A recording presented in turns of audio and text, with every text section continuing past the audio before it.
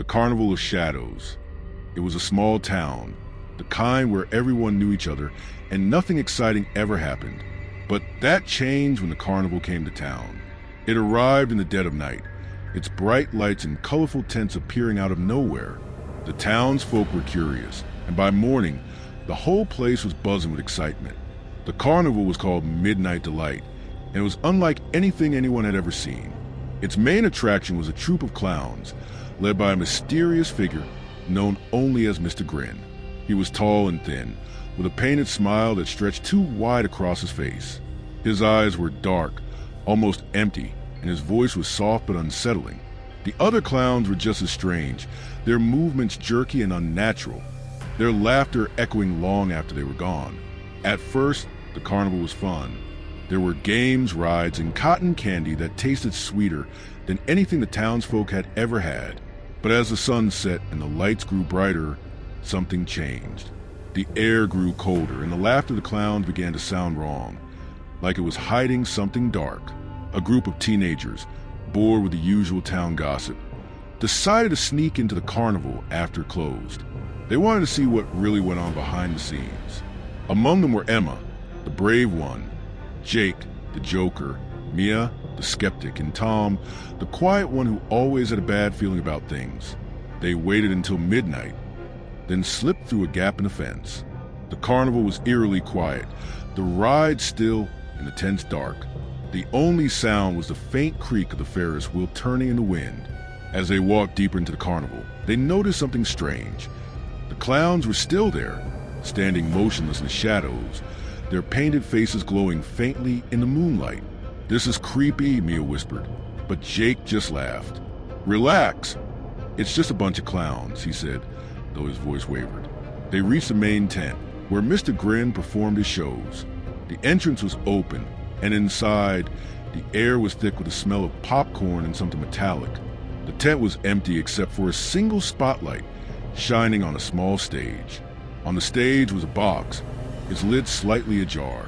Curiosity got the better of them, and they climbed onto the stage. Emma was the first to peek inside the box. Her face turned pale, and she stumbled back, her hands trembling. "What is it?" Tom asked, but Emma couldn't speak. She just pointed at the box. One by one, they looked inside. The box was filled with masks, human faces, stretched and twisted into grotesque smiles. They weren't made of plastic or rubber. They were real. Before they could react, the tent flaps closed behind them, and the lights went out. The only sound was the faint jingle of a music box, playing a tune that made their skin crawl. Then, the clowns appeared, their painted faces glowing in the dark. They moved closer, their laughter growing louder and more distorted. The teenagers tried to run, but the clowns were everywhere, blocking every exit. Mr. Grin stepped forward, his smile wider than ever. "Welcome to the show," he said, his voice dripping with malice. One by one, the clowns grabbed the teenagers, dragging them into the shadows. Their screams were drowned out by the music and laughter. When the sun rose the next morning, the carnival was gone, leaving no trace of the teenagers or the clowns. The town was never the same after that. People whispered about the carnival, saying it only appeared once every 10 years, always in a different place. And if you were unlucky enough to visit after dark, you might just become part of the show. Years later, a new group of teenagers found an old flyer from Midnight Delight. It was faded and torn, but the image of Mr. Grin's smiling face was still clear. They laughed it off, thinking it was just a story. But as the sun set, they heard the faint sound of a music box playing in the distance, and the carnival lights began to glow once more. The Hollow Laughter Asterisk. In the quiet town of Black Hollow, nestled deep within the woods, there was a legend about an abandoned circus. It was said that decades ago, a traveling circus had come to town, bringing with a troupe of clowns who were unlike any others. They were mesmerizing, their performances dark and hypnotic. But one night, during their final show, something went terribly wrong. The clowns vanished, leaving behind only their costumes and a faint echo of laughter. The circus was abandoned, and the townsfolk never spoke of it again. Years later, a group of friends, Lila, Ben, Sarah, and Mark, decided to explore the old circus grounds. They had grown up hearing the stories, but none of them believed the tales of cursed clowns and disappearing performers. To them, it was just a spooky place to visit on a dare. The circus was hidden deep in the woods, its entrance overgrown with vines and weeds. The big top tent was still standing, though its once bright colors had faded to a dull gray. The air was thick with the smell of damp earth and decay.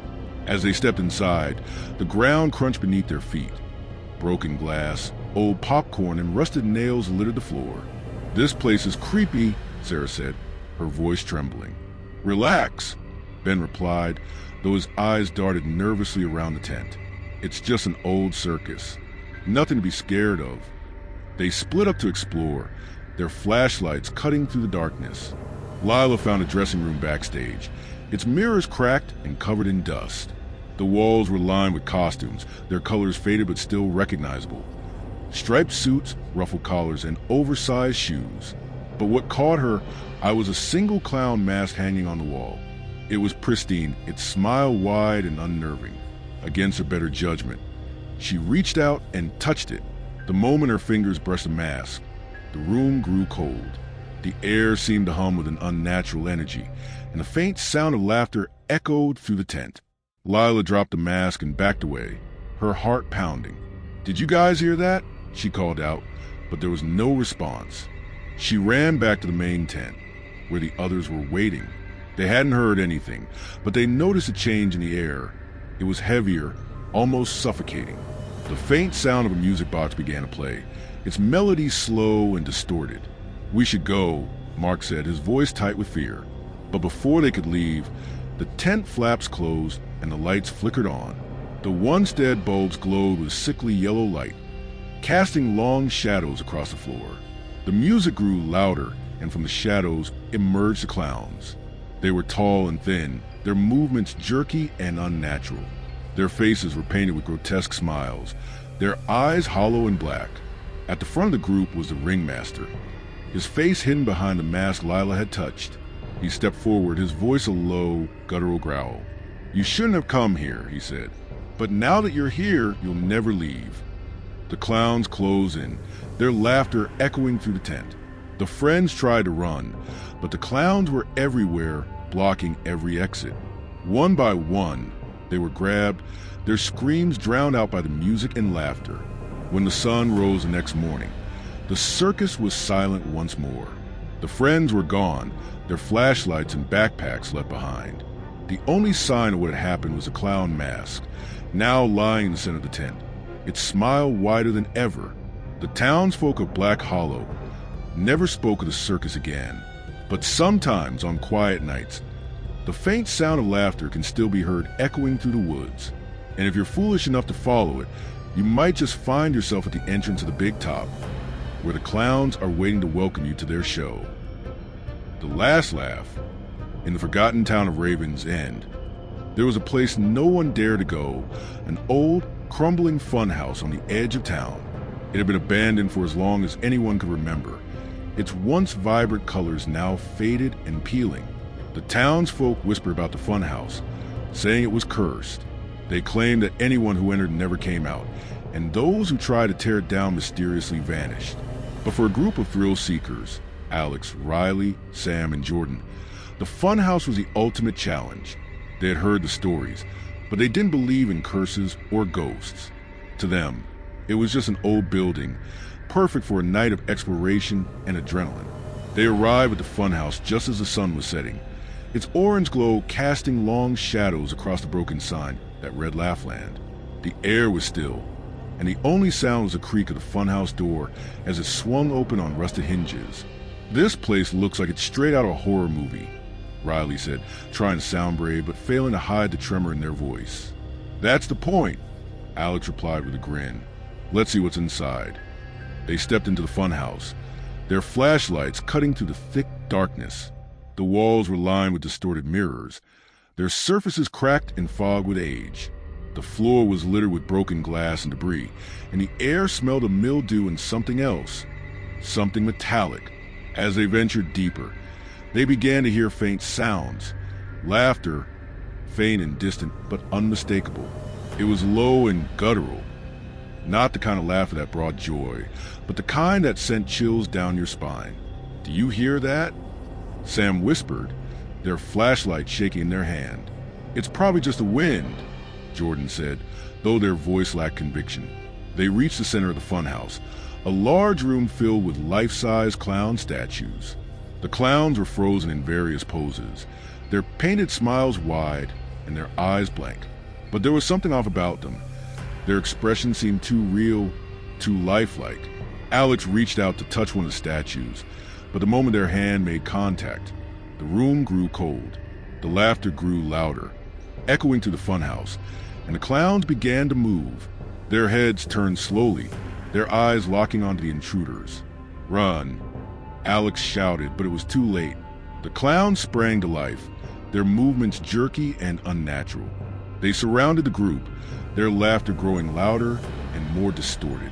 The friends tried to fight back, but the clowns were too strong. One by one, they were dragged into the shadows, their screams drowned out by the cacophony of laughter. When the sun rose the next morning, the funhouse was silent once more. The clowns were back in their places, their faces frozen in grotesque smiles. There was no sign of Alex, Riley, Sam, or Jordan, only their flashlights lying broken on the floor. The townsfolk of Ravens and never spoke of the funhouse again. But sometimes on quiet nights, the faint sound of laughter can still be heard echoing through the streets.